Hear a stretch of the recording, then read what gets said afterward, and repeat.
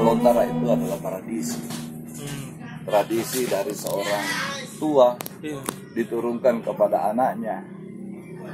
Dan cara menurunkannya itu pun tidak langsung diturunkan begitu saja. Dan tidak boleh lebih dari satu dari anaknya, dari pelanjutnya. Ya.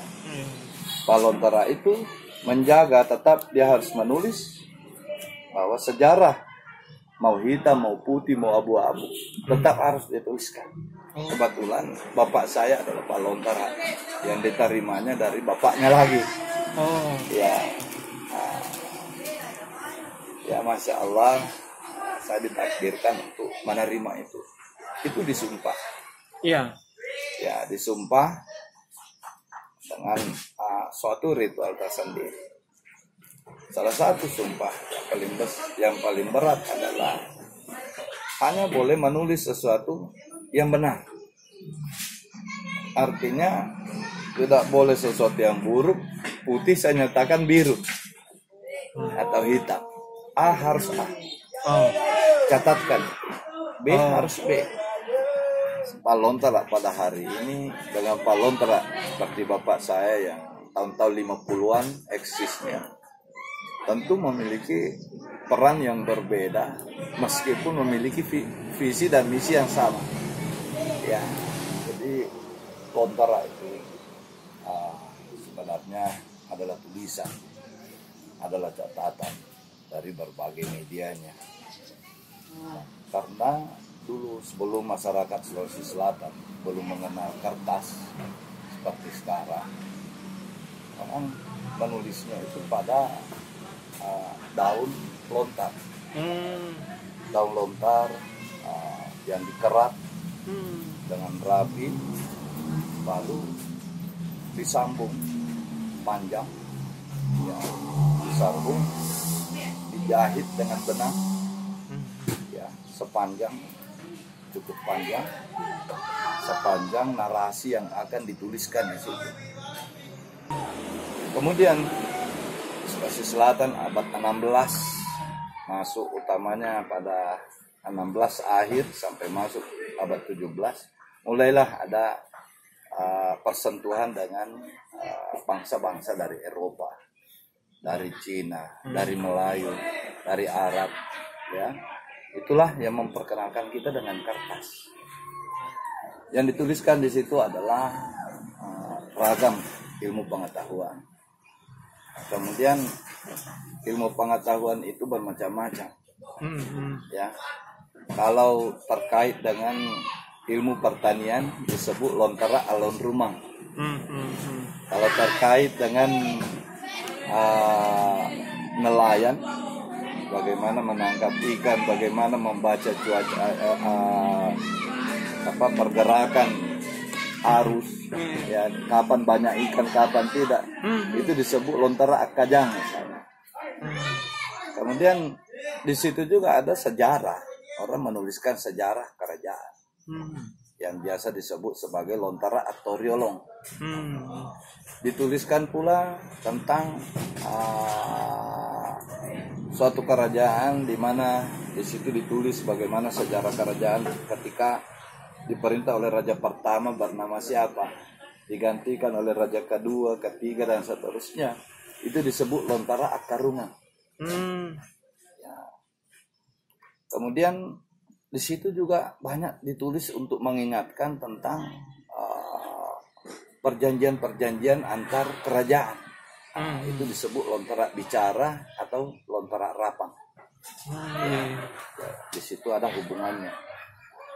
Kemudian terkait misalnya dengan cuaca, ya, disebut Lontara Panandra, tentang bagaimana pergantian musim, ilmu-ilmu perbintangan, gimana Tanra Talue dan lain-lain. Ya, itu disebut Panandra. Ya. Maka ngangka dan seterusnya itu tidak ada lengkungan yang serta-merta. Itu semua adalah garis patah-patah dan selalu menyoreng, artinya sesuatu yang sifatnya diagonal terus. Tidak ada yang berdiri tegak, tidak ada yang berbaring.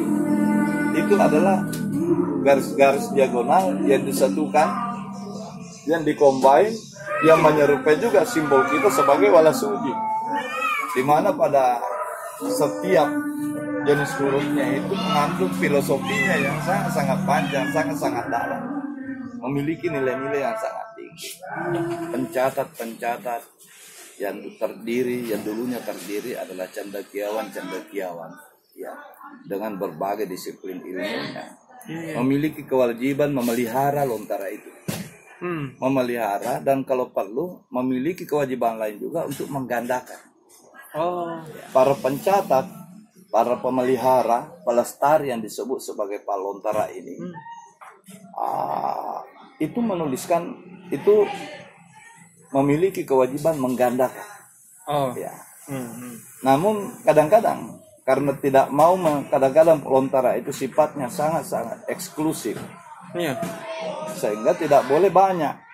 Kadang-kadang sesuatu yang sudah dipindahkan maka dimusnahkan yang dulu. Olehnya itu Dr. Christian Pelras mengatakan menuliskan dalam bukunya ya, yang fenomenal itu, The Bugis. Bagi orang Bugis itu persoalan originalitas bukan persoalan, yang penting adalah substansi. Era hari ini di mana sangat diperlukan juga keterbukaan ya, tentunya kepada anak-anak milenial. Ya kita harus juga mengikuti seperti itu. Kalau kita harus menyatu, kita harus nyaman dengan t-shirt, kita harus nyaman dengan jeans ya. Kita bisa jalan dengan motor sporty ya. Kita juga harus memiliki akun Facebook misalnya, kita bisa berdiskusi dengan santun ya. Dan tentunya juga sebagai, meskipun kita adalah palontara, tapi bukan berarti kita mengetahui segalanya ya. Kita tidak mengetahui segalanya. Bahkan dengan anak-anak muda, kadang-kadang saya juga mendapati hal yang sesungguhnya baru. Maka dikatakan, selalu dipesan bahwa jangan pernah bosan untuk mencari di luar. Karena sesungguhnya ya ada istilah dalam bahasa Bugis, nanya rupa tahu siliwat tasidapi. Manusia itu kadang-kadang dalam hal pengetahuan itu bisa saling mengisi.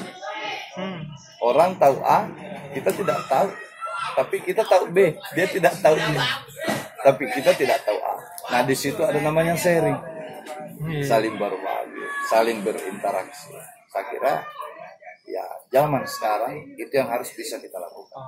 Nilai-nilai dalam lontara itu mencatatkan nilai-nilai asali. Ya, kalau saya sebutnya nilai-nilai asal muasal. Ya. Persoalannya terjadinya persilangan budaya. Sementara kita tidak memiliki akar tunggang kebudayaan kita, maka kita menjadi follower. Ya. Karena kita tidak memiliki akar tunggang yang disebut sebagai jati diri, maka sibuklah kita menjadi follower, mengejar jati diri orang. Satu saat kita merasa sebagai gandrung terhadap American style. Pada waktu lain kita merasa gandrung dengan Japan style. Kita tidak memiliki style kita sendiri. Disebabkan karena ketidakpengetahuan kita tentang jati diri kita.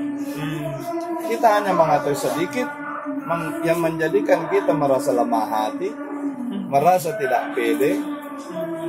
Akhirnya kita mengagumi kebudayaan orang. Saya kira lontara sebagai salah satu aksara Nusantara bersama dengan beberapa suku bangsa yang lain itu menjadi kekayaan bangsa Indonesia yang sesungguhnya adalah merupakan jati diri kita. Ini yang harus kita lakukan.